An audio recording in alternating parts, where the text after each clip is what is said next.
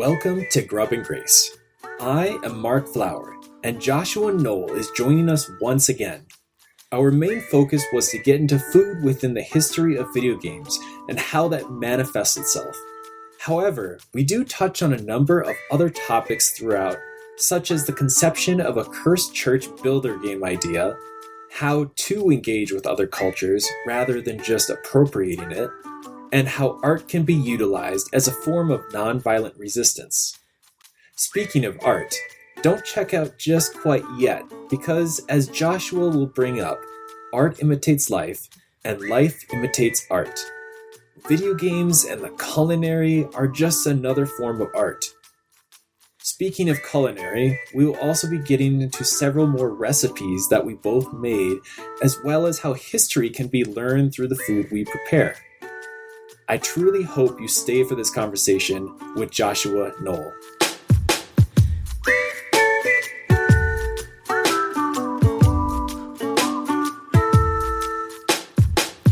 Welcome to Grub and Grace. I am your host, Mark Flower. I'm here again with Joshua Noel. We're going to be talking about a subject that isn't very typical with my content that I have on the channel here. We're going to be talking about food for one, so that's kind of consistent, but we're going to be talking about it with the history of video games, so how it shows up in video games. So if you're not a big gamer, I would say, check us out in the next episode.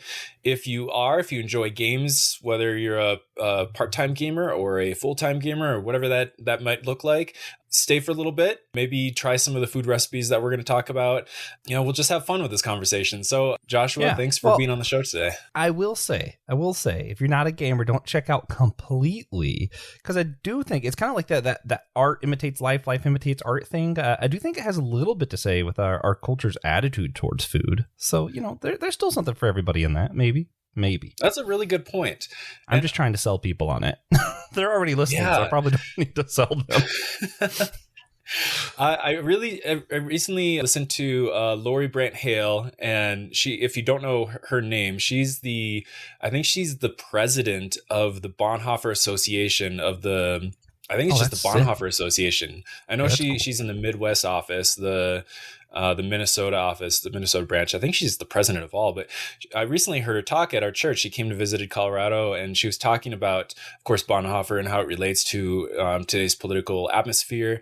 But one of the questions was how can we take Bonhoeffer's example and apply it to real world and everything? And she basically gave the answer, do art, just make art. That's one of the best examples you can do, because it conveys messages in beautiful ways that words necessarily can't. So I think what you just said is just a great thing for people to listen to. Like you said, if you're a fair weather fan of video games, stay, because we're talking about art in general, because video games are art. So yeah, it's weird. There's a lot of German and English thought around art, approximate to the World War II times, that I find it really interesting, because you also have Paul Tillich, who gets into the whole symbols are more than just icons or something that actually interacts with the thing that it points to, not like a sign that just points to it. And you have this weird stuff about how important symbols are, and like the cross.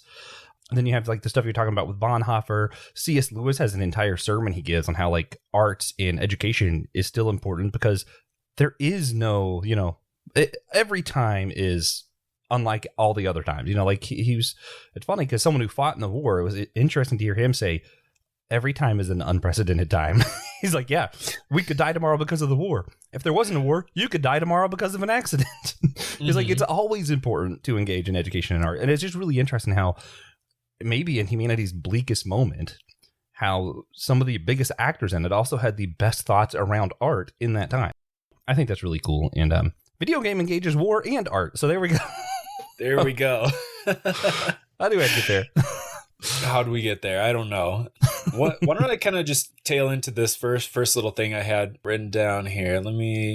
So my first little thing to get into this is this reality or is just this fantasy? Obviously a Bohemian Rhapsody reference, but food has been a part of video game history for as long as gaming has been a part of life. What is the earliest game that you can recall that featured a delectable treat as part of gameplay? And how has the food in video games evolved throughout time? So it's kind of a two-part question in that. Yeah, I'm not 100% sure how to answer. I just think like, as far as like what I know, and I don't know if it counts as a delectable treat, but like obviously the OG Pac-Man arcade, you're getting like eating fruits that's going to give you a little power up. So now you can eat the ghost. A lot of consumption, you know. For myself personally, the earliest one I remember was playing Donkey Kong 64. And you would collect all the bananas, you'd feed them to a guy. And what would happen is there'd be this really fat, I don't remember, I think it was a hippopotamus. But basically guarding the little door that would get you to the boss fights, and you would help him gorge himself so that he got so fat that the door would fly open. And, you know, at the time it was like funny and, you know, a little bit like, aha, he's fat and look, we could gorge him. And like, you know, just a little silly antics.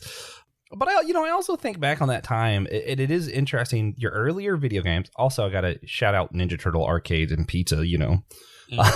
But a lot of your earlier video games, really early, food was just kind of there. I don't think it actually said much about the food. It was just there. You know, like I don't think there was any commentary on why there was cherries in Pac-Man. There were just cherries, you know. But then I think once you get into maybe my generation, what we grew up with, a lot of your games like Donkey Kong, it was about more unhealthy relationships, right? Like it was a lot of more like, how much could you possibly eat? Gorging yourself. You know, Wario was a big character. You know, he's shoving his face with every single food possible. And like, there was that attitude towards food, I think, was reflected in the video games of the time that I grew up in. And I think you're starting to see that shift now, but we'll get to that later. Yeah, definitely. And you bring up Pac-Man, which I just looked it up. It was 1980. The Pac-Man arcade was the first instance where they had food inside of the video game or represented in the video game. I am so impressed with myself. Yeah, you nailed it, I had man. no idea. If you were part of like a like one of those trivia That's nights, so funny. There you go. Just a wild guess. Looks like the second occurrence, or maybe one of the earlier ones. I don't think there's this actual second one, but Chef Peter Pepper arcade in 1982. Oh, never mind. That was the person that with Data East Burger Time. So Data East being the company, I think, and then Burger Time was the thing. So I think that was one of the other I've heard earlier of Burger Time, but I don't think I ever played that one. Yeah, I don't think I played that one either. It was. Yeah. I don't even know if I know that one. Man, that's a deep cut. Yeah. Well, I don't want to just go from like oldest to like more. Actually, you mentioned, and my wife loved this game too. So maybe we can get at this too.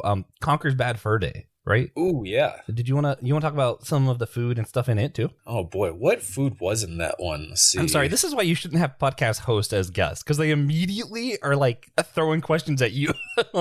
No, that's great. No, I welcome it all. Like it goes both ways. I mean, I have you on my show, but this is a conversation. This is what conversations do. Yeah. We ask each other questions, we listen, we learn, all the fun stuff. So let's see. Oh, here we go. So this I might as well just jump into the nasty side of Conker's Bad Fur Day. So if anybody doesn't know Conker's Bad Fur Day, it started out with a very innocent game called Conker, and you're a cute little red squirrel that runs around and, you know, solves things and you know, finishes quests and everything like that.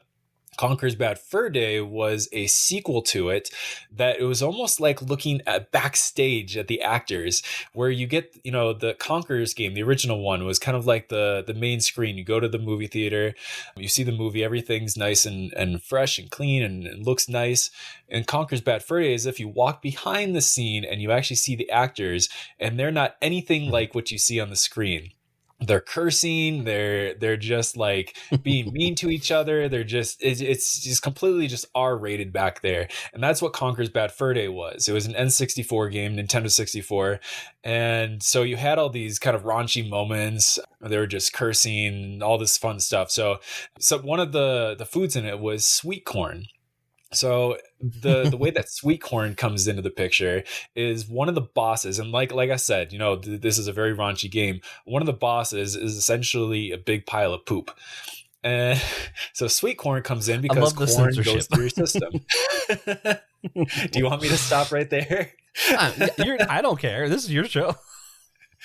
So essentially, you have to battle this giant pile of poop as it's singing a song in operatic form about how it's poop and it slings sweet corn and stuff at you, and you have to fight it with toilet paper. So you essentially have to throw toilet paper into its mouth as it's singing to you, and then that's how you beat it. So yeah, that's the game. The food included in that game. So this is off to a great start.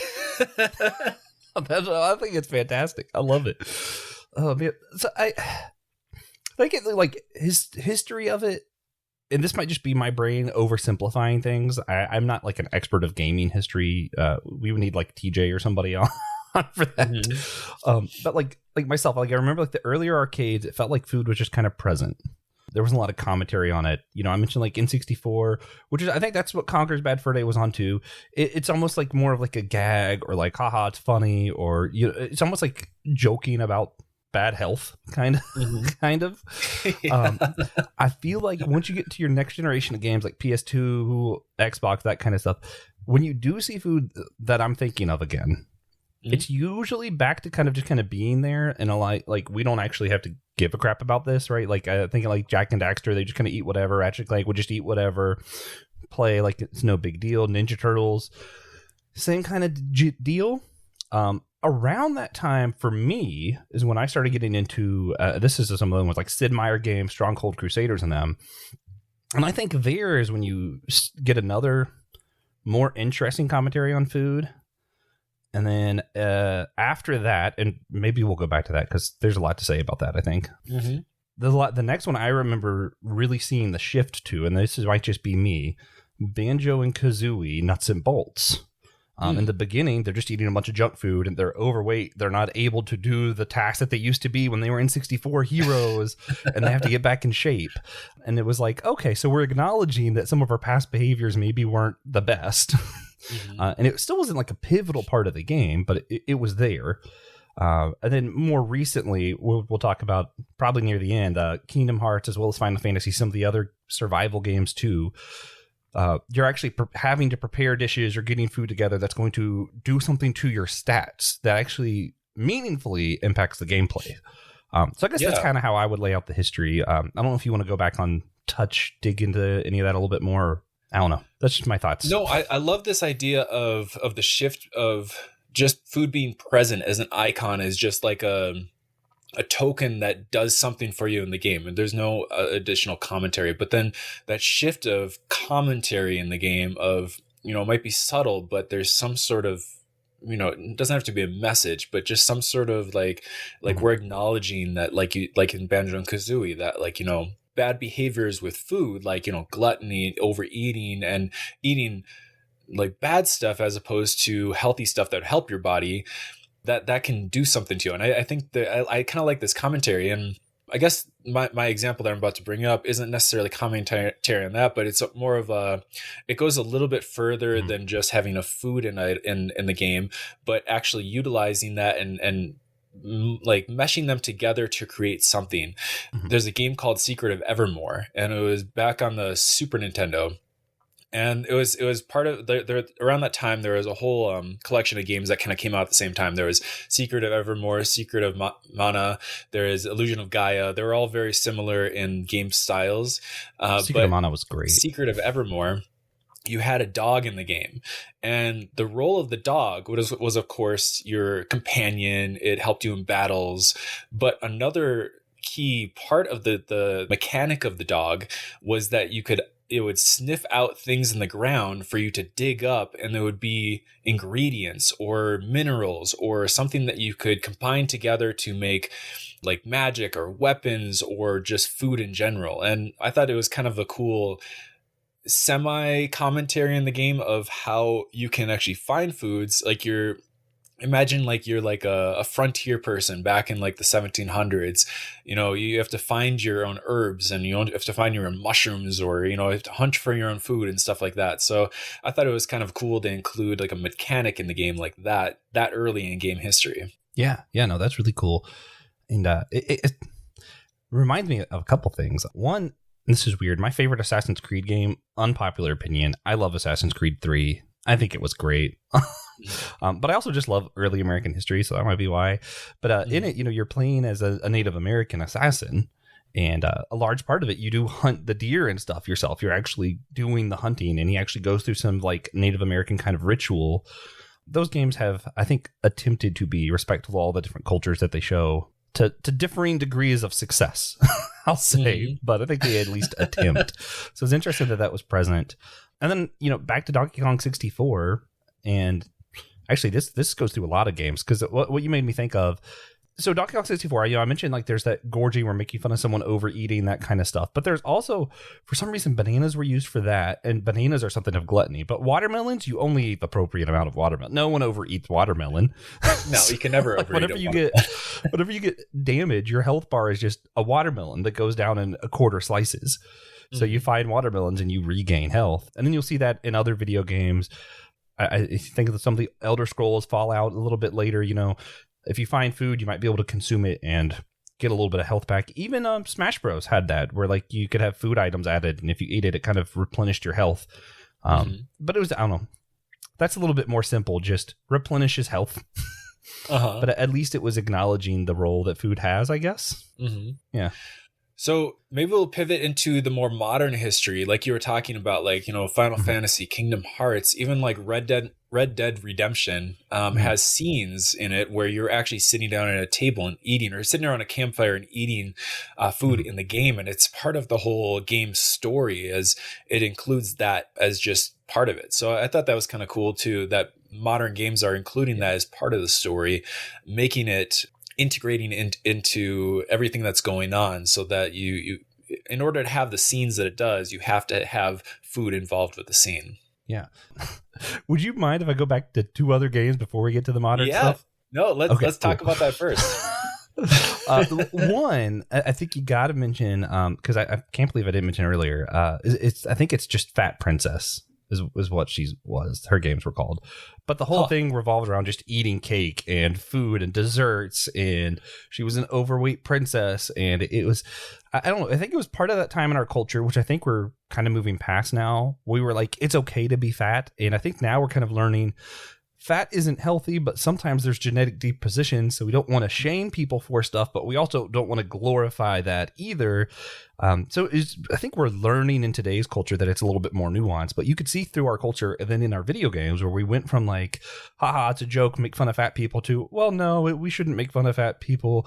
And then we went to, oh, maybe we should glorify it and act like it's completely fine. They're like, actually, there's health concerns, but we don't want people to feel shame.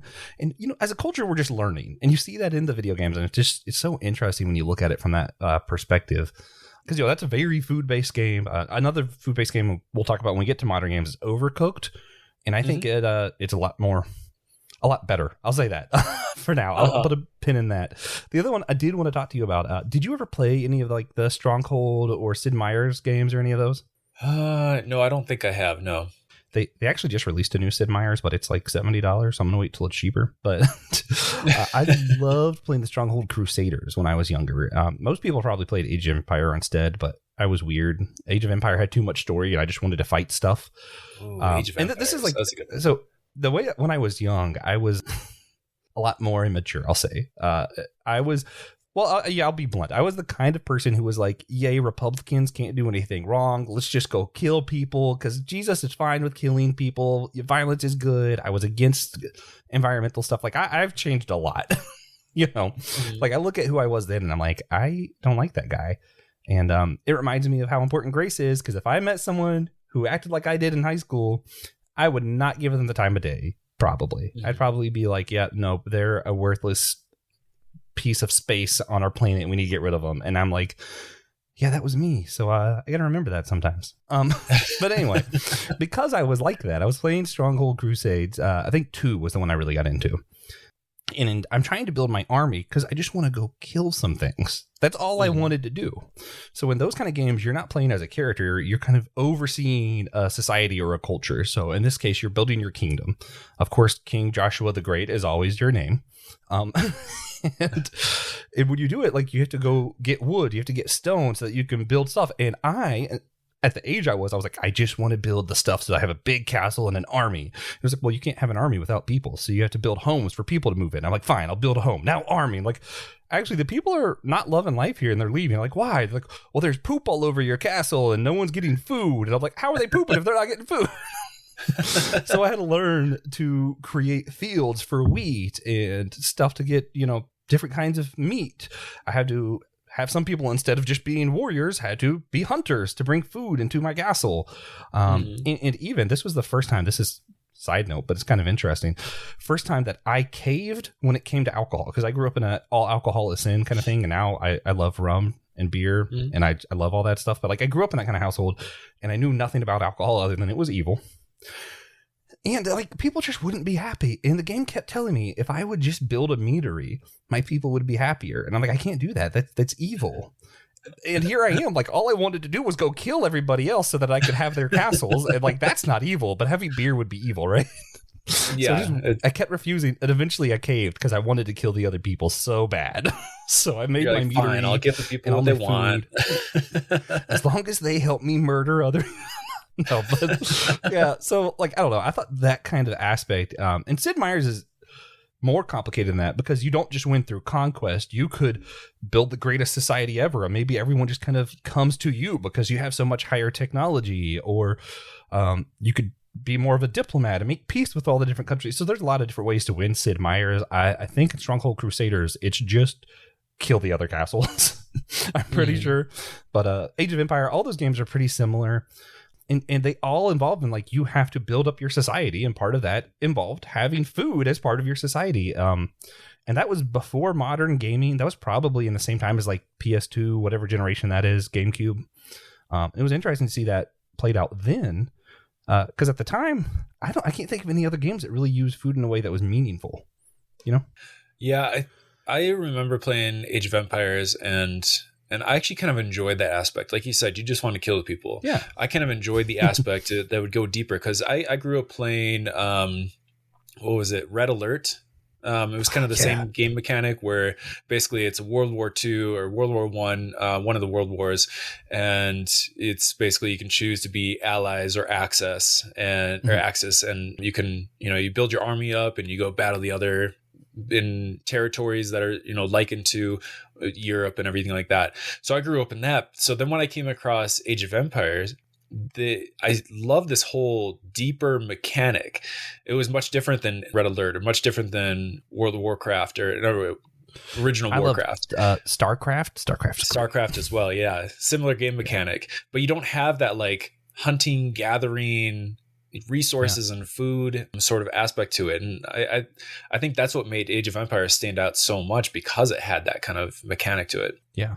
And it is interesting. I wish I was a more thoughtful person when I was younger because I could see a world where if I was willing to engage and think about what the game was showing us, that back when I was a youth leader, involved in the church in that kind of leadership capacity, that I probably could have been a better church leader because I could have saw that and recognized how important this stuff is to people. And I don't know, I think churches, from what I've observed, churches that do more helping people with food and their basic needs tend to do better as churches. So yeah, and that's always like one of my big critiques is a lot of larger churches and churches in general nowadays, like a lot of churches have outreach programs, but they're not necessarily advertised within the church. Usually you get the main service on Sunday, people come in, they listen, they leave, and then any additional services that the churches have, it's just kind of like, if you want more information, you kind of have to seek it out yourself. They don't necessarily advertise it.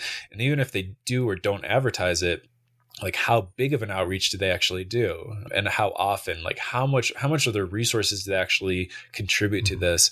And I agree with you. Like if we saw this more in churches now, just think of how much healthier our society would be if we were able to be, engulfed in this culture of helping people when, specifically talking about food, but just resources in general, help the poor, the needy, the marginalized, anybody that needs assistance and help in whatever way. It could be, like psychological or emotional help with like, like counseling. And then there's a whole thing with counseling within churches that I don't even want to go on this episode, that there's a lot of controversy and whatnot, but Yeah. yeah, I just think it, like you're saying, it would be so helpful to see and like, utilize this kind of knowledge of, people need these type of thing. How can we assist with them? So Now my brain can't help but like imagine like what would this kind of game be like if instead of building the castle, you're building the church, right?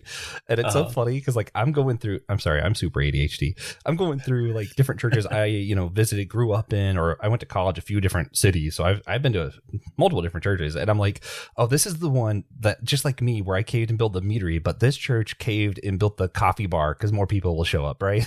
And then it's like, instead of sending out an army, what are we trying to do? We're sending out people who are going to benefit the community, whether you believe spreading the gospel through evangelism, or if you think more like me and you're like, actually, God's word should make you a better person. So you're benefiting all of community. And it's like, okay, we can't send these people out unless they come, and coming's not enough. We got to get them to stay. So it's like, what are the things that we're doing to invite people in? And what are the things that we're doing to help people be equipped for going out in the world? What are we doing that actually makes people think there's something of value in our churches? And I think a lot of your mega churches you're getting at, they did really good at like building the meaderies, so to speak, to get people there. And it's like, but what are they doing to actually equip people afterwards? And that's I don't know. This would be a fun game. This is a great idea. I want to jump on this really fast. So I hope like a game developer is listening to this, because this would be a great concept, like church builder. Great. And it makes me think of like, Age of Empires, like we were talking about, but then like Roller Coaster Tycoon or The Sims. Yes. And you could have you could build this church and like, okay, so are we going to build that up financially and, build a coffee bar to bring people in? And are we going to build this big ceremony or a big like hall to have everybody in with a big stage and a big band? Or are we going to put our money towards other things? And you could have like different meters. You could have like popularity meter, and then you could have like morality meter, and you could have like all this stuff, and in the end, like hopefully it would show people like, yeah, you could have a big church and have it run like a business and that sort of thing, or you could have this other thing, and it would show like the pros and cons of doing both. I think that'd be such a fun game to play. Yeah, well, I think maybe a good church analogy would be how I did Roller Coaster Tycoon. Now that you mentioned it, I remember the second game came out, and I built the quickest, fastest growing park like ever, dude. Like I had all these really great coasters that I designed. I'm putting all the food places out, everybody's showing up, and then all of a sudden, like it was skyrocketed and make a ton of money, and out of nowhere, boom, profits just dropped. And I'm like, what the heck happened? And my entire park is littered. I never built a single trash can. It was like, man.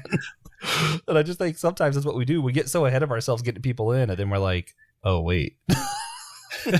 Now what? Yeah. Oh, man. That so game, that took up so many hours of my life. Same. Sorry, I derailed you, though.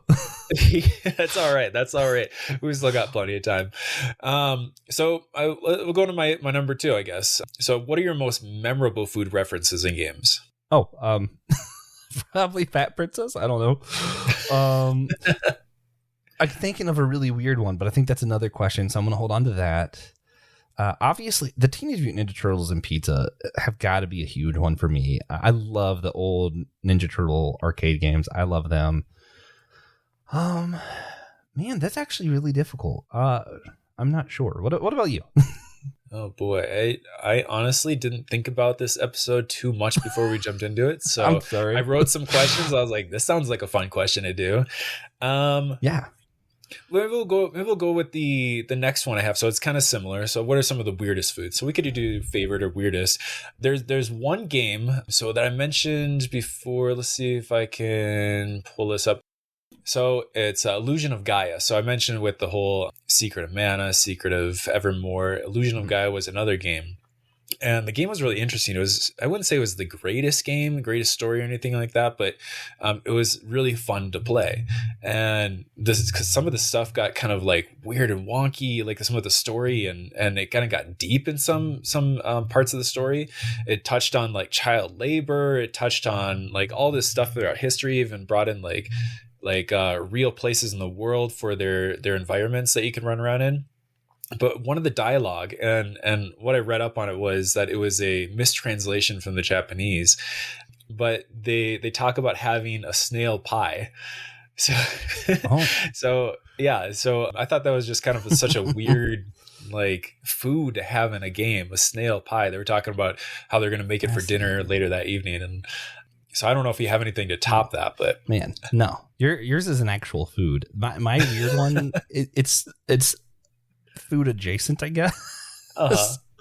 It's a GameCube game, but that for some reason, like I rented it at Blockbuster, kept it too long, and my parents got mad at me. And then I was like, one day I might play this again. It was so stupid. And then now I look at it, and it's like ridiculously high on Amazon for some reason. Maybe it's a collector's item now. I don't know. But the game's called Cubivore. It's so dumb.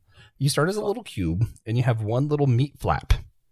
And what you do is it's basically evolution, the game. You go out, you find another thing, and you eat its meat flap, and then it dies. And then you go mate. And then you play as your child, who now has 2 meat flaps because you ate a meat flap. It just kind of keeps going along those lines.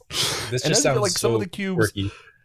Yeah, well, the more flaps you get, some of the animals end up looking like a lion or a deer because the flaps like organize themselves in such a way. But it's just so silly, you know?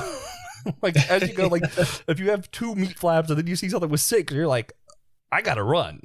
Yeah. This thing's gonna eat me. I don't know. I always thought that was so funny. It's just like the circle of life, evolution, the game. I don't know. But that one's probably the weirdest one I could think of. Okay, how about this one? So you had actually brought this up when we were talking about this topic, and we talked on the phone about this. So a lot of fast food chains around the early 2000s, they came out with their own video games for, I think, the Xbox, the original Xbox, I think it was what it was around that time. And Burger King came out with their own game called the Burger King or something. I don't know what it was, but I remember getting it and playing it. It was just such a bizarre thing because you're playing as the Burger King. Like you're walking around with your little crown on. And I forget exactly what the whole premise of the game was, but you're walking around getting burgers or something like that. And everything's just revolved around the Burger King burgers. And I don't know, such a quirky, like corny, like what the heck is going on sort of game. I don't know if you, if there was there any other games that fast food chains had that came out around that time? Yeah, I don't think I ever played the Burger King one because I think it was on Xbox, and I didn't have an Xbox very long. I had it for like 2 weeks and then traded it for a PlayStation. But I'm trying to think. Well, I know what it was for me is that there was a time, and this is like different age of the internet, where everyone's trying to figure out what are we going to do with this internet thing, right? And no one thought of podcast yet, so they started doing little internet games. And I know McDonald's had one you could play as, why can't I think of his name? Not Burgermeister. Is that his name? Is it the Burgermeister? Yeah, I don't know. I think so. No, Hamburglar. That's what I'm thinking. Yes. Yeah, you could play as the Hamburglar in a game. I remember that. The most memorable to me that I just looked up while we were recording, and I'm ashamed of myself, 625 Sandwich Stacker. So this is from Disney. But when the Lilo and Stitch television series was on, you could go to the Disney website, and it still exists. Just on a different website now, apparently. But you play as 625, not 626. So, experiment Reuben, not Stitch, whose whole thing is he's just obsessed with sandwiches. And you end up kind of having like almost Tetris style where you're trying to build a sandwich, walking back and forth on this little internet game. And for me, I played that for hours and I have no idea why. As a child, I was like, this is the greatest thing that's ever happened. This is why we came up with the internet, specifically to play 625 for the sandwich stack. I loved it. I don't know, man. I just looked it up. Yeah, it looks interesting. It's so silly. It looks fun, though. I don't know why I loved it so much. But I had a good time, Yeah. No, I love that. I guess another question. If you could be sucked into a game itself, what foods would you want to try within the game? So not necessarily something that you would just make outside in the real world. Based on it, if you could actually get sucked into the world. So it could be like a pixelated food, like a Minecraft sort of food, or like any type of food. It could be a legit looking food in like Final Fantasy or something too. But would there be anything that if you got sucked into the game, what would that be? See, I misunderstood the question earlier. I thought I was just like, I could be sucked into the world of the game and we're just eating their world's food no matter like just point blank. And I was like, overcooked, because they have so many different dishes in that game. It's great. But if I'm doing something I've never tried before kind of food, and I can't remember any names of dishes or anything like that, I'm ashamed to say Ratchet is enough like me in a lot of aspects. There's still some that we're very different in. I don't think I'm anywhere near as much of a womanizer as he is, or you know, like I feel like I'm probably a lot more progressive than Ratchet. I don't know, but because you know he's very like macho, guns blazing, womanizer. You know, he's Han Solo basically, but Lombax, which is an alien. But that world is just so alien that I know everything's going to be super unique. But also, just given his personality, he's definitely the kind of guy that if he lived in our world would be like cheeseburgers, hot dogs, right? So I'm like, whatever he's eating is probably the equivalent, and I would probably enjoy it. So I'm going to go hang out with Ratchet and see what he's eating. Get some junk food in Megapolis, something. I love that. Yeah. For me, how would you answer that? So I would answer it. So have you ever heard the game Mother 2 or the whole Mother series? Yeah. Or more commonly known as Earthbound. So Earthbound, it was a Super Nintendo game. And if you've ever played the game, you would know the plentiful food options that you have in the game. Like there is a copious amount of foods in the game that you come across. And they're all used as ways to heal your party or for other means, like to further the story or anything like that. And they have some really unique stuff that I don't even know like what the recipes would even look like. They have a thing called Kraken soup. They have magic pudding. They have Molokhaya soup. Like they have all this stuff like mammoth burger. Like what is a mammoth burger? Like what goes into that? Magic truffle. I don't know what it is, but I need it. All these really interesting things that would be probably, I mean, they might be tasty. They might just be utter garbage, but I think I would like to try some of the foods in this world of Earthbound. And, you know, anybody listening, you can look it up, just foods of Earthbound. And there's just lists of all this food that you can get throughout the game. So, I mean, take your pick. That's that's a world that I would like to probably jump into. I got one. This is a little bit, probably a little weird. And this is probably the least safe thing because like I think it's equivalent to like medieval times kind of stuff. But I want to try some of the foods in the Fable games. Specifically, they have a fish that you catch that's, I don't know, you do a bunch of random different stuff with it, but the moonfish, I want to eat a moonfish. I don't know what that is, but I want to eat it.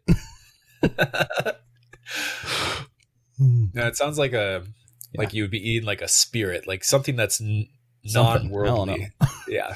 In my mind, it's like a swordfish, but also for some reason spiritual. And I'm like, sure. My flesh, eat of me. Here's my blood. Drink this cup. I don't know. I'm eating the moonfish though. It just makes me think like, you know, if aliens existed and they came to this world, it's like, it's like instead of saying hi, it's like, nope, let's kill it and eat it. Gotta try that.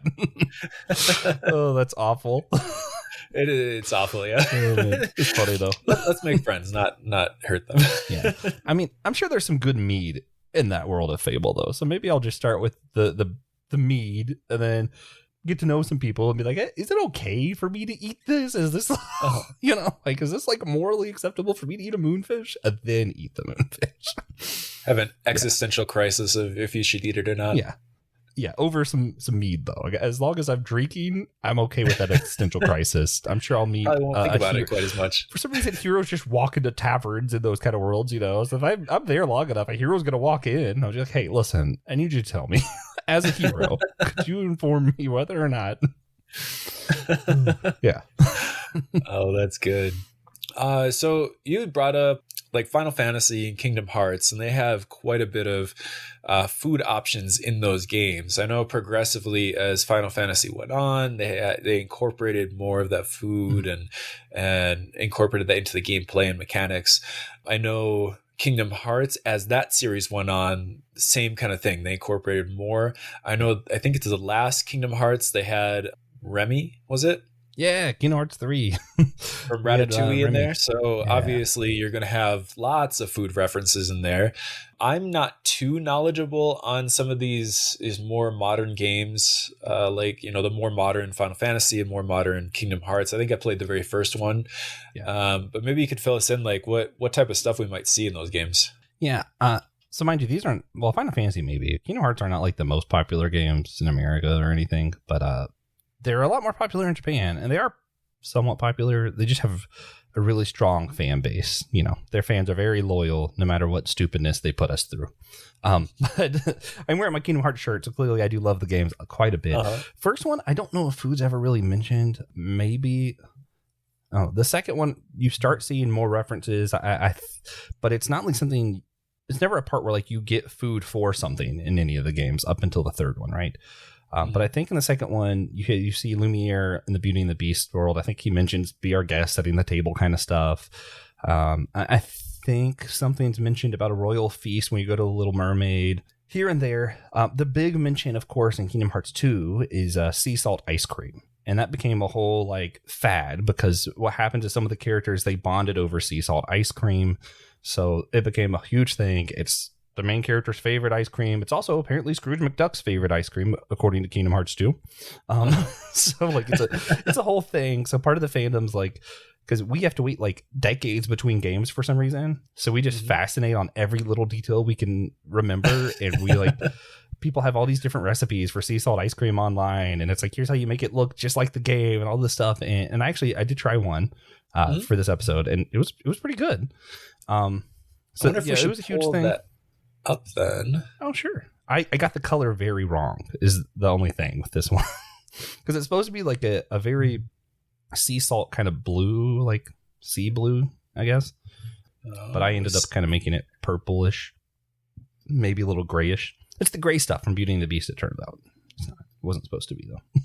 But while you're looking for it, I will say Kingdom Hearts 1, I did forget one. That there is the Palpu fruit, which is important icon for most Kingdom Hearts fans. I think I'm going to get that as part of a tattoo I'm about to get, actually. Very cool. But it's a fruit that's on Destiny Island, the island your character was born and raised on, and it's said that if two people share the fruit, they will have their destinies intertwined forever. So that might be a one, too. If I could go anywhere, might go to the Destiny Island and try a Palpu fruit, because there obviously isn't a recipe to create the Palpu fruit, because it's just not real. And I want to know what it tastes like. I guess I got one. So they have games for what's the manga series One Piece. I think they have games for that, right? Dude, I love One Piece. So I guess with the whole idea of the fruits that you can eat that give you special powers, that might be an interesting thing. I don't know what fruit I would choose to eat because there are trade-offs to eating fruits. Like you can't swim in the water anymore. You basically drown. But they have a lot of very strangely unique like abilities that you can get from all these fruits. So that might be kind of an interesting one to try out. I want Law's fruit so that I can just swap things out in a bubble. Yeah, that was my attempt to make a sea salt ice cream. I didn't have popsicle sticks, so I used spoons. And I didn't have popsicle molds, so I used shot glasses. That's really creative. And I got the color wrong, but it was good. It tasted really good though, so it looks like it was myself really a solid good. B. I mean, popsicles. I mean, you can't really go wrong unless you put something weird in there. But as long as you stick to like you're talking about sea salt and what were the ingredients that went into it? Man, you're killing me. I know sea salt. There's egg. There's cream, sugar. There really wasn't a ton to it. I was surprised by that. It just a lot of cream, a little bit of sea salt. Not a lot of sea salt either, but you can still taste it. I think there was a little bit of vanilla involved. Did you say there was egg in here too? Yeah. There's egg in the cream sauce that we had to use, but I think it was just egg yolk, not like a whole egg. So you kind of like did like a double broil where you put the egg in there with the cream and they kind of whipped it around. Yeah. And then sugar, supposed to be food coloring that I clearly didn't do right. And I'm just weird about food coloring. I didn't want it to be like too blue and then turn my tongue blue but it's fine. It's such an interesting idea for a tablespoon. I think it was only like it was either a teaspoon or a tablespoon. I can't remember, but it wasn't a lot, and it made like a half gallon of ice cream. And I was like, oh wow, and you can still taste the salt. So a little bit goes a long way with ice cream, I guess. Anyway, that's really cool. I'm gonna have to try to make this because I've never thought about using an egg in a popsicle. Like cream makes sense, like making it kind of a creamy popsicle.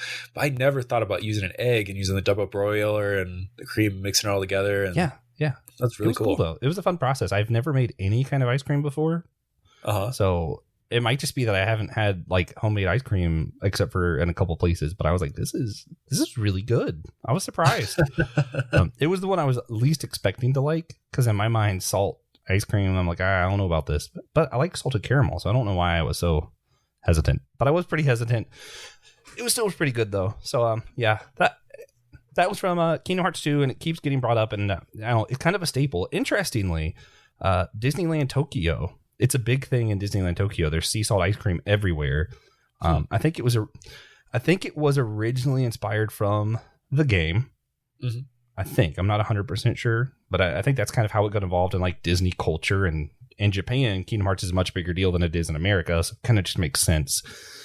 The one of the other really interesting parts, I love David Tennant. In DuckTales, he plays Mr. Scrooge in the newer DuckTales. Okay. And there is sea salt ice cream at one point, and supposedly it's because David Tennant said, no, it's clear from canon, Kingdom Hearts, Scrooge likes sea salt ice cream. It needs to be in here at some point. So David Tennant is aware of the game and sea salt ice cream, and I'm like, that's all I need in my life. Thank you. That's great. Yeah, if only he'd come over and try mine, that would be great. But, you know. Yeah. Yeah, but then as you said, the newer one that gets more involved. Oh, sorry, go ahead. I was going to say, you made a couple other recipes too. Do you want to maybe talk about some of those as well? Yeah. So as you mentioned, Kingdom Hearts 3 and then some of the newer Final Fantasies both get a little bit more involved in food. My understanding, Final Fantasy 14 Online is when they start involving food there. And, Square Enix makes Final Fantasy and Kingdom Hearts, for those who don't know. So it's kind of intertwined here. 14 Online, I never played it because I don't like MMOs. But then it kind of carries over into Final Fantasy 15, which I'm replaying now because of this. And I was like, I love this game. I forgot. But it's kind of one where, like, when you're out adventuring, whatever, you have to camp. And a lot of times, you want to eat food, and whatever dish you create, it's going to boost different stats for the next day. So, you're thinking, like, if I have a boss fight the next day, we're going to camp first. So I'm like resting up. I know we're about to go do a big fight scene or whatever. And I'm like, do I want more health? Do I want more MP? Do I want more stamina? You kind of thinking of those trade-offs, looking at what ingredients you've collected and like, what can I make here? And a chef is part of the team, so you're able to kind of at the campfire pick your meal, and that's going to help your stats for the next day. And it was really cool concept, and I actually really appreciate how they're kind of involving. Like, it's not just I'm getting a little bit more health added to me. It's not just too simplistic, but it's actually impacting how you play the game and think through what you're going to do next, right? And then Kingdom Hearts 3 does something similar, but instead of like camping or whatever, you meet Remy from Ratatouille. And actually, I like that they did this. Instead of making a whole world for Ratatouille, you just see Remy. Scrooge, being the genius that he is, and Mr. Scrooge meets Remy and goes, this rat's got something. I'm giving him a restaurant so I can make money. So Scrooge buys Remy a restaurant in Twilight Town. And throughout the game, if you find ingredients, you're able to get with Remy, and he pulls your hair or whatever, like from the movie, and prepares a meal. And that does the same thing. Like, it helps your health, your magic, whatever kind of stats for whatever you're about to do. Instead of it being like a daily thing in Kingdom Hearts, it's just for like a certain time period or something. I'm not exactly sure on the mechanic there. I know that right before a fight scene, I would go through my ingredients and be like, Remy, help me out here. What can you do for me? But one of the cool things that Kingdom Hearts 3 used it for that I actually thought was really cool and also really annoying. I shared a meme about this once because whenever you're near something that has ingredients, Donald will always say, this might be a good place to look for ingredients. Like, you'll be like in the middle of a fight and you're like swarmed by these monsters, and Donald's like, this might be a good time to look for ingredients. Like, no, it's not. Actually. Makes me think of what was it? Who's the character in the Resident Evil series that constantly gets memes about how she is the most useless character, and you always have to save her in the most obscure ways. Yeah. Well, it's so funny. Like, Donald's like, he's the wizard, so he's got like all the magic. Like, he's good, but also it's like, dude, shut up.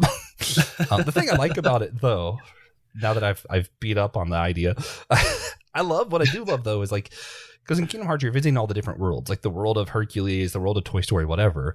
So one thing that they used this for that was really cool is it fleshed the world out a little bit. So like when you're in Greece, you're more likely to find olives, apples, that kind of thing. Or like when you're in a different location, you're more likely to find different ingredients. So it kind of makes the worlds feel more fleshed out in that way, a little bit more alive. So I really like that they used it for that concept too. So not just the food aspect, but also where do you find these ingredients? What kind of places is this from? And kind of give you like a tangible thing that connects you to these worlds instead of it just being like a quick scene that you're playing out. So I kind of like that, even if it's annoying how Donald's always like, now might be a good time to look for ingredients. My only one thing I would like to see games do in the future, before we look at the stuff that I did try, I wish there was like a trade-off, right? Like if I'm doing like a dessert kind of thing, like, because there's a berry dessert that I created from Kingdom Hearts 3, one of the recipes. I wish instead of it just being like, okay, it's going to give you more stamina or whatever, because, carbs give you like whatever energy.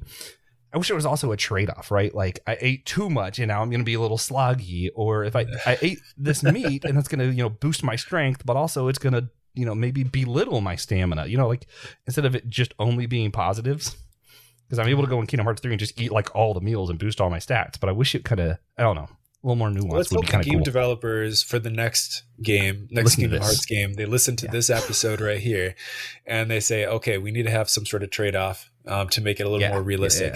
Yeah, of course. But yeah, those are my thoughts. I like that they do that in this game. I think they're doing a few others. We might not have time to talk about Overcooked, but it's another game that's modern, that's really cool. It's just couch co-op up to 4 players. You can also do it online. Mark and I might play for you guys at some point. But yeah, it's basically just living out a kitchen.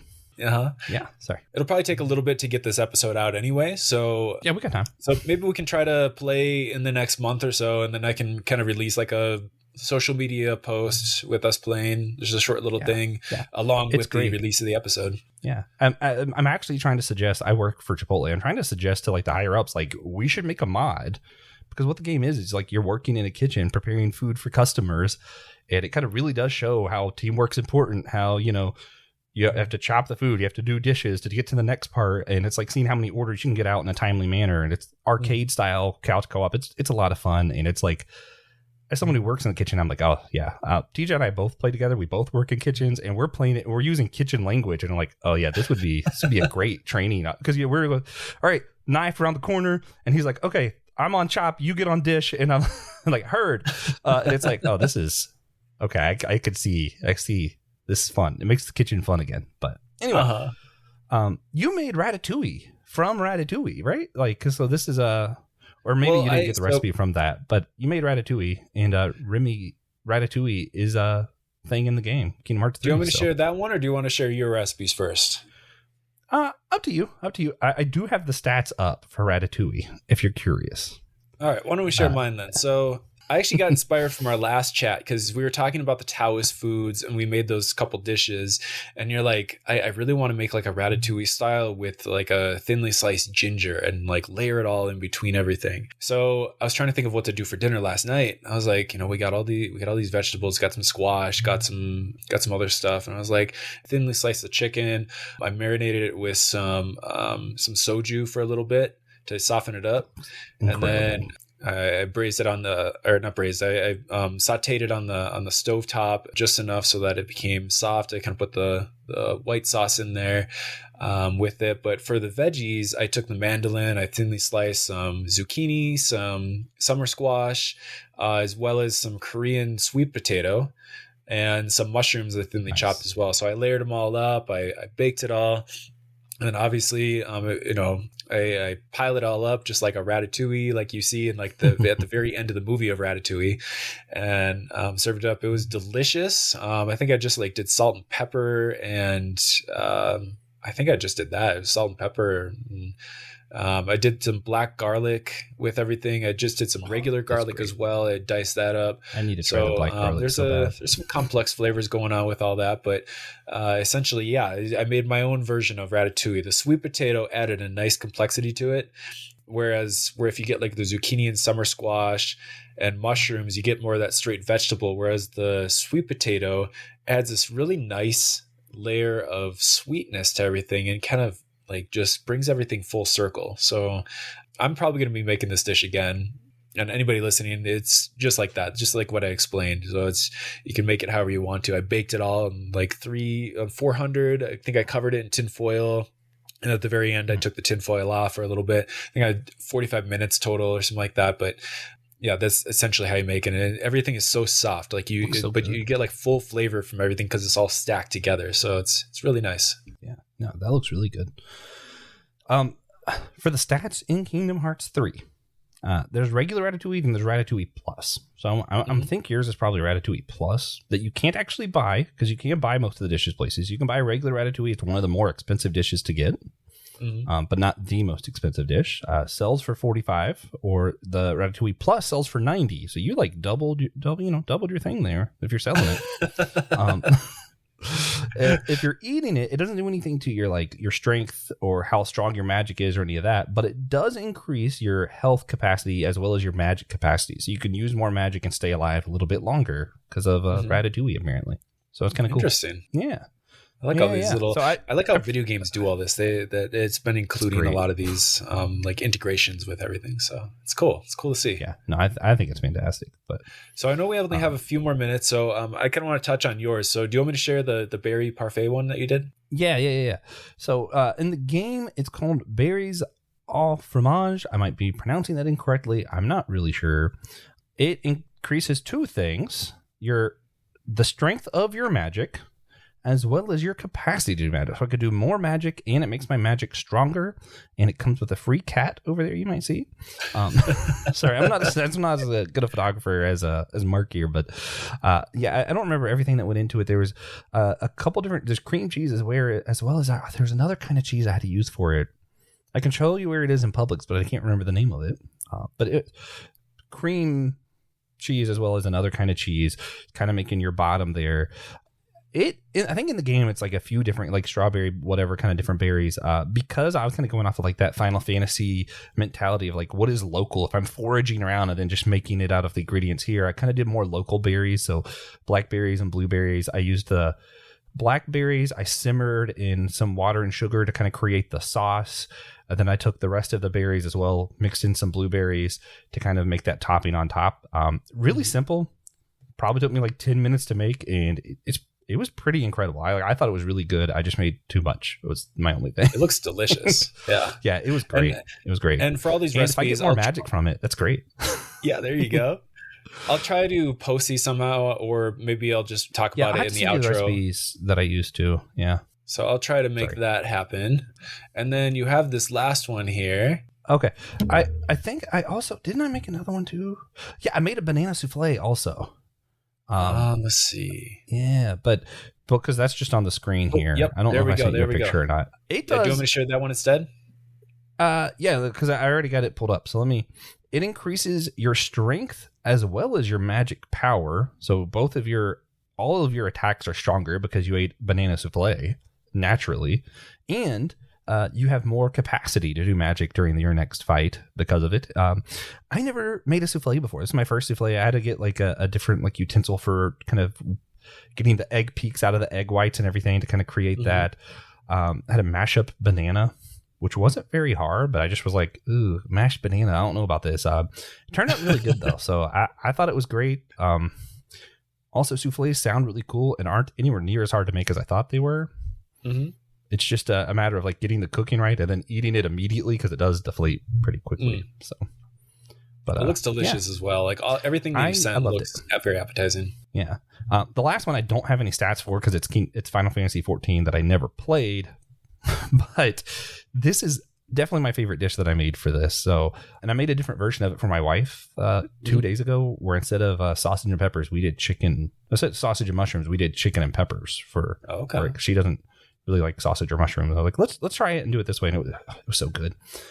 So this is pasta alla bascello. I don't know how to use words. Mark might know. I'm not sure. But the sauce was the thing that sold me, man. So you start off, well, first you kind of like blanch the mushrooms sort of. Then you're kind of sauteing the mushrooms. You add a little bit more olive oil after you saute the mushrooms, and you saute some minced garlic as well as rosemary. You need to have some chopped up parsley set aside. So after you cook your sausage, you're adding it to your sauce. It's cream, red, as well as tomatoes in it. You have tomato sauce for it, cream, white wine is also in the sauce. You're kind of getting all that in there. Your mushroom kind of gets that earthly flavor. The rosemary really stands out. And then as you add your noodles, because you're supposed to cook it like 1 minute less than al dente.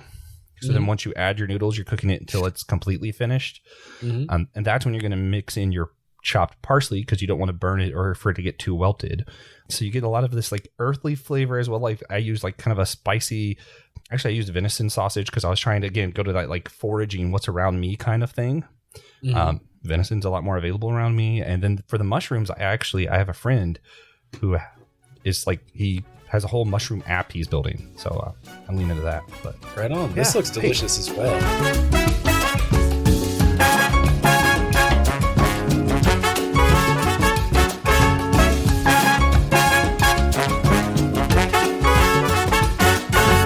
Listeners, we had a bit of a break and we are recording this last little part a week later. We had a little bit of a scheduling issue as far as trying to finish up and wrap up what we were talking about. So we are wrapping up a week later. I'm just going to stitch these together, try to make them sound like they're consistent. But yeah, we'll continue on. So it sounds like we just left off with talking about food and recipes that we made. So we can either continue on with that or whatever topic we're going to talk on.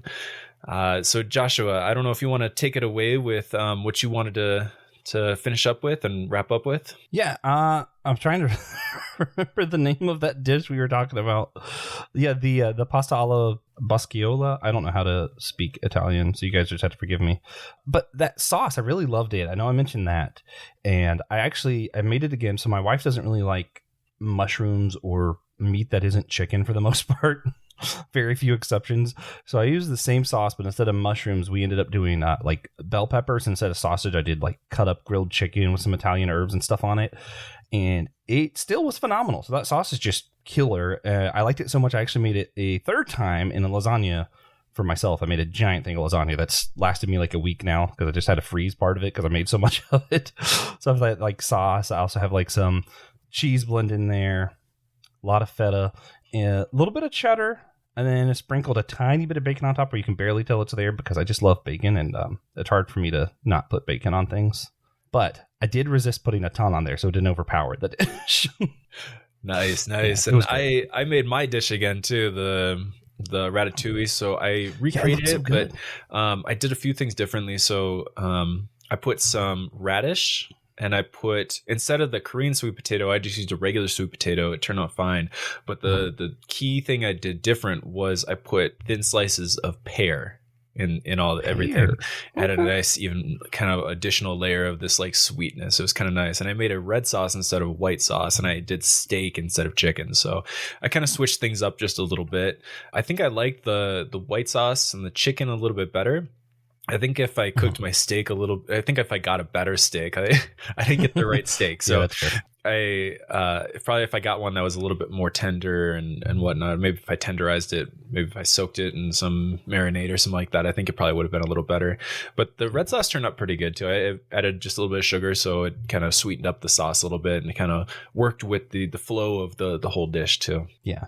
Well, that's one thing. I don't know if you're going to include this anywhere, but hopefully we play the Overcooked 2. And one of the things I think it teaches that I think's really cool is like how important prep is. And you don't get as like, it's a little arcade game, so you don't get like a fully fleshed out idea of it. But like when you're playing with multiple people, you're like, you realize you need one person who's doing dish. So you have dishes prepared and one person who's like cutting. So it's not just about cooking all the time, right? So like, I kind of like this kind of concept, especially when you think of like how much good food, like a good chef, one of the key things is like just picking good ingredients, like getting the right steak is sometimes the most important part. As it can make or break the dish. Yeah. Like you could be the best chef in the world, but if you're starting with like a McDonald's cheeseburger for your steak, I don't know how far you're going to get. Man. Yeah, man. That's cool stuff though. I need that recipe. That actually sounds really good. Especially you need to get a mandolin too, which I think you said you were gonna go out. They're really cheap. You can find them probably sometime today, actually. This is probably a stupid question, but this is really weird. I've never had radish. How is radish? like so that's so radish. So typically, a lot of people put radish in salads. I don't eat a lot of salad because I don't like lettuce. They want to. Usually kind of thin slices, all that kind of stuff. Maybe even little strips or something like that. But it has kind of like a spicy kind of flavor to it. So it's like it's a root I like vegetable. So that. if you imagine like a carrot or any other root vegetable like that, like a turnip, it has that kind of similar texture, maybe a little bit more, has a little bit more moisture to it, but it still has a good, really good crunch to it. But it has that spicy flavor. It can not quite as much as like horseradish, but it still has a really nice kind of spicy kick to it. Okay. Cool. Yeah. Hopefully we get all these recipes in the show notes. I know this is your show, but like I'll send you the ones I used, and then I'll have to type up what I did for the lasagna because I'm gonna have to do that anyway because I want to make that again. The only thing I would change is I think I want a little bit more cheddar because you can't tell the cheddar's there. So I only want enough where you can barely tell it's there, but I still want to be able to notice it, you know? Mm-hmm. Yeah. I still haven't added the Taoist recipes to the website. So maybe I can just do like one big thing and I can just add all of them in there. Yeah. So one of the other things I wanted to talk about, if you're cool with it, just kind of mentioning how, and I think I mentioned it earlier, the thing that I liked with Kingdom Hearts 3 is they used it to kind of flesh out the world. So like Hercules feels a little bit more Greece when you have to go there to find your olives or your apples or, whatever, pears. So like having that part of it, even though it's annoying that during the middle of big boss fight and stuff, Donald, for some reason, you have Donald Duck going, that might be a good place to look for ingredients. And you're like, shut up. But at the same time, it does make the world feel more fleshed out. I think that's part of why Final Fantasy does it too, because you can kind of tell what type of world you're living in based on the kind of ingredients around you, right? Like how often you have to fish in Final Fantasy 15 tells you a lot about the cities and places you're in. The cuisine, that's just it's a huge part of culture is what we eat. And what I think is what they're doing is to make the game feel more realistic. They're not doing it for a spiritual reason, but it's interesting that it seems like they're getting a spiritual truth a little bit better than we do in reality. And I'm going to try and get there from the Taoist perspective and the Christian perspective. Taoism's a little bit easier, I think, in this scenario, because what you see is like, and this is where I think it's actually important to do some of this, where you're like, and why I did it with some of my recipes, instead of doing what's in the recipe thing, I was like, well, what's local to me? And kind of replacing stuff with more local ingredients. It's because, like, I think a large part of it is, with the Taoist perspective, would be being at harmony where you're at, right? And where I am is in a certain location and finding that perspective. And in one thing that Lao Tzu says that I struggle with, he talks about how enjoy where you are, don't travel, is kind of what he says.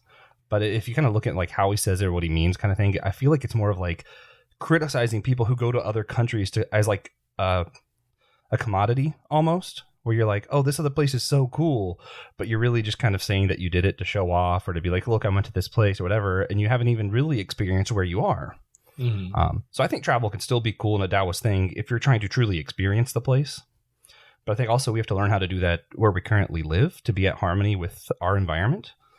So like one example of travel, how I did this, I went with a friend once to New Orleans, and the whole purpose of going was because I really just wanted gumbo, and I wanted like legitimate gumbo. Yeah. And like what we could have done, what I think most people do, is like you find the big like, restaurants or whatever that like all the other travelers, what's the word? Not travelers. Man, when I lived in Florida, we used this. Actually, we would say shubi, but what you really meant is like non-locals. Yeah. Anyway, words escaping me. Yeah. Most people go to these, kind of corny destination kind of things. I was like, I'm going to find the people who absolutely live here. Like I could tell that you can tell people who live in New Orleans, right? I just asked a bunch of random locals, like, where's the best gumbo? Until I had a few people say the same place. And we end up going to the middle of the Mississippi River to this random island hole in the wall restaurant. And I'm like, this is great. Of course, it's also when I found out my travel companion was allergic to shellfish, but oh shoot. Yeah. But like I think that's the thing, is like genuinely experiencing where you're at, whether it be local food, local cuisine. Like if you're in Italy, not going to McDonald's, I think is actually probably important, right? Like trying to truly experience the place you're at and being at harmony with the culture as well as with nature. I think those are just important principles. It helps us be more at one with where we are. And in a world like the one we live in, where all of us are from different places, I also think it's important to learn like the kind of dishes that your ancestors would have made and kind of learn some of those and participate in that and kind of be at harmony with who you are, with your te. Call back to that the previous episode we did. But from the Christian perspective, I guess it would be more like God made you and put you in a certain place for a certain reason. And he wants you to enjoy the world Like he didn't just make you so that you had to suffer through and one day get to heaven. Like he wants us all to be happy and to have joy and pleasure.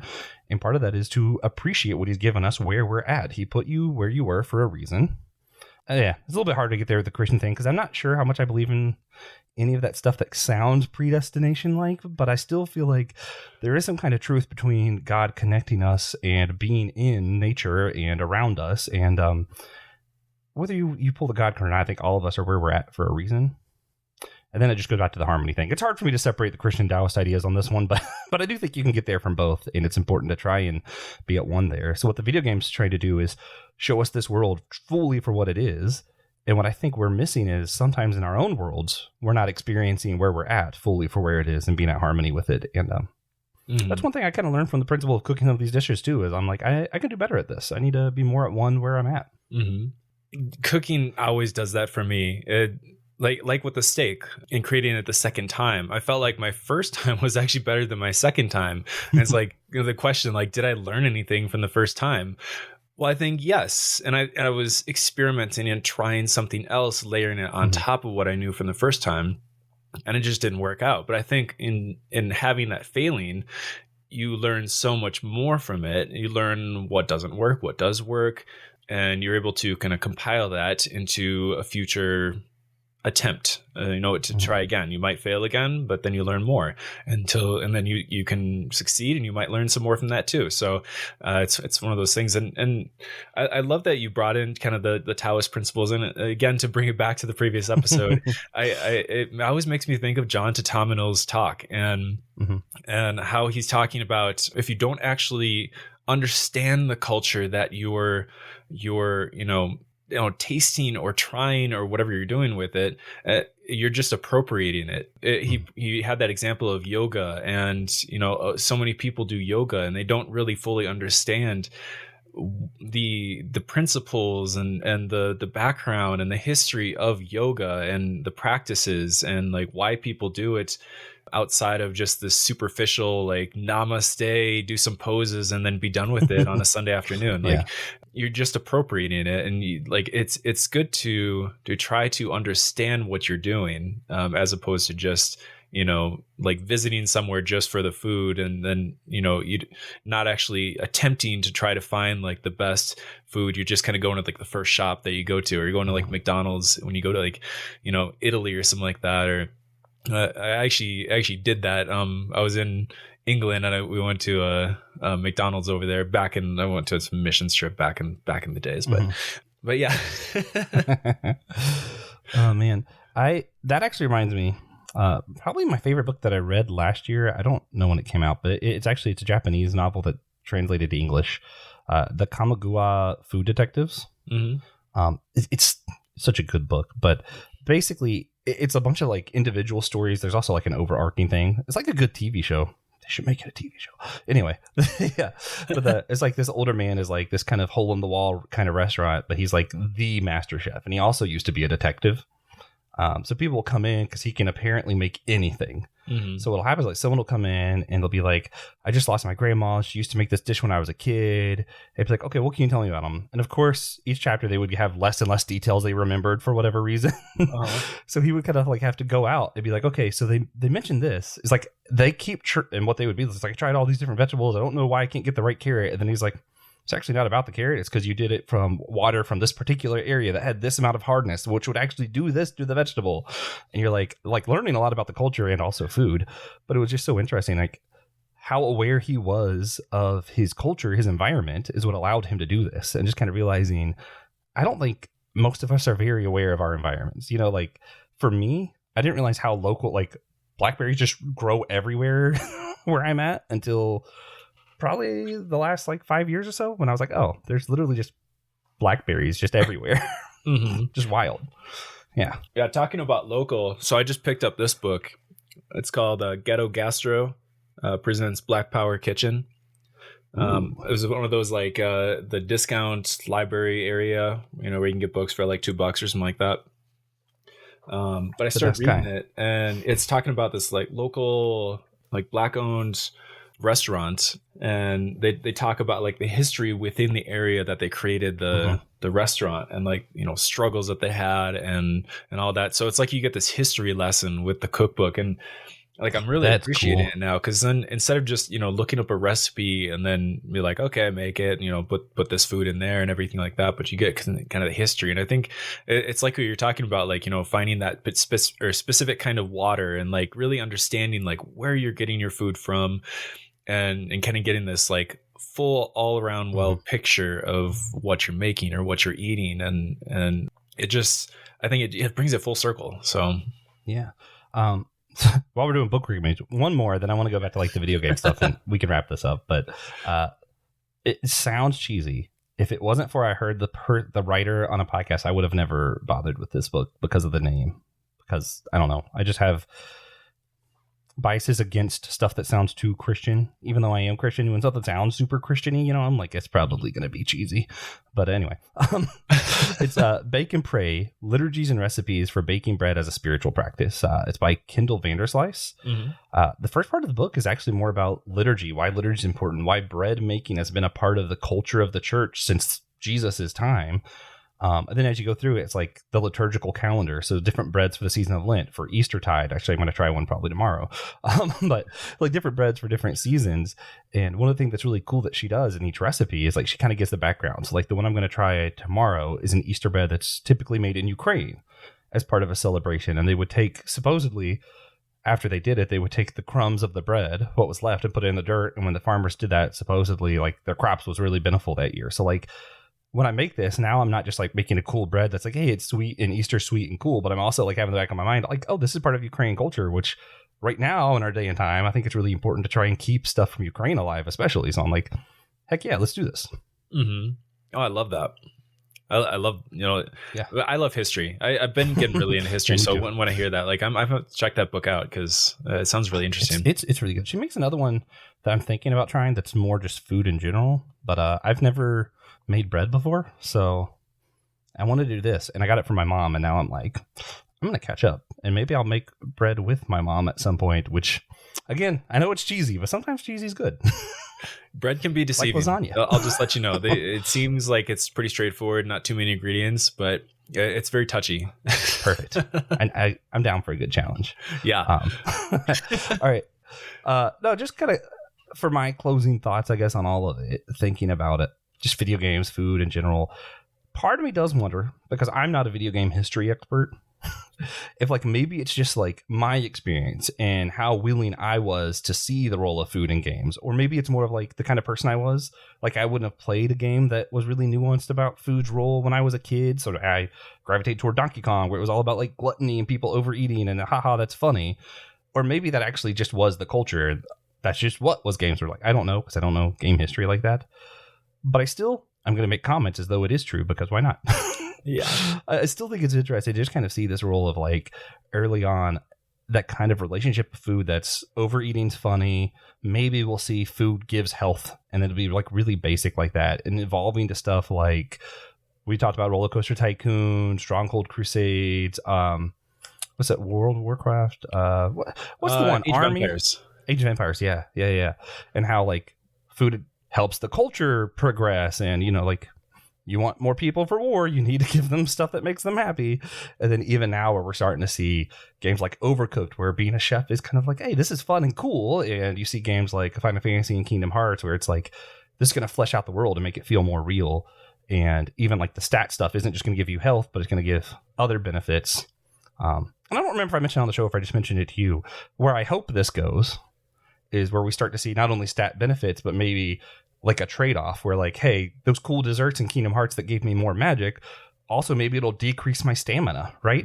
So I don't want to like stack them too much, because then all of a sudden I can't move, but I got a lot of magic. You know, I think that would be a cool place to see it go. I don't know if it'll ever get there, but I don't know. I like to see this kind of progression, at least in the games that I'm playing, and hopefully it's all games, because I think as a whole, our culture could benefit from a healthier relationship to food, and the church too. You know, a lot of the times, from my perspective, the only thing I've seen church do with food is communion. They might do some cool stuff with. And then you have like potluck, and everybody just overeating and bringing the grandma's recipes, which is cool to taste other people's grandma's recipes. But I don't know. I'd like to see more nuanced in our relationship with food at church, as well as, you know, video games, culture, everything. Yeah, and like you said, I think you had started off the episode by saying, you know, because I talked about, you know, if video games aren't your thing, you know, coming back in the next episode, but then you're like, wait, hold on, like video games are art, and so is cooking and food, like it's an art form. And I think that's just so beautiful to kind of bring that like make art, just like Lori Brant Hale told me, like make art, like that's something that we can do. Not just as like an act of resistance to, you know, a nonviolent resistance like she was talking about in the sense she did, but just make art. Like art is beautiful. It creates beauty in the world where it can be bleak and dark, and but art form, like cook food, play video games, make video games, like whatever you want to do. However you make art, you paint pictures, draw pictures, you know, take pictures, you know, whatever you do, make art, keep doing it. I think that just it creates such that beauty, and that's what we need in this world. I think so. Make art. Yeah, and we talked about like how C.S. Lewis and Bonhoeffer and them talked during World War II the importance of arts and still pursuing education and stuff. And then I think it's really cool in Final Fantasy, we have this group going through like all these monsters and forest and like kind of an Odyssey kind of journey, but along with us is like a world-class chef, and he's making these really cool meals by the campfire. And then like Kingdom Hearts is like we're wrestling with this idea of darkness itself consuming us, but then also this little rat's going to teach us how to cook some really cool French dishes, you know, and it like add some levity, some light in the dark. And that's, you know, again, bringing us full circle where I'm like, I'm really excited to make this Easter bread, especially inspired from Ukraine, because we're in a dark time in our world right now, especially Ukraine is in a dark place, and to kind of have that light in the darkness that can come from places like art, especially culinary arts for me, because it's something. The cool thing about culinary arts and video games is it's not just art to look at; it's something you experience a little bit more fully. I feel like, and yeah, I like both of those for that. Definitely, I love it. I think this is a wonderful place to end this up. Yeah. Joshua, thank you so much for coming on the show. And it's always a pleasure having you on and just talking about whatever we want to talk about. Yeah. So thanks for having me for probably a really long episode. I'm sorry. No worries at all. It'll be good. It'll be great.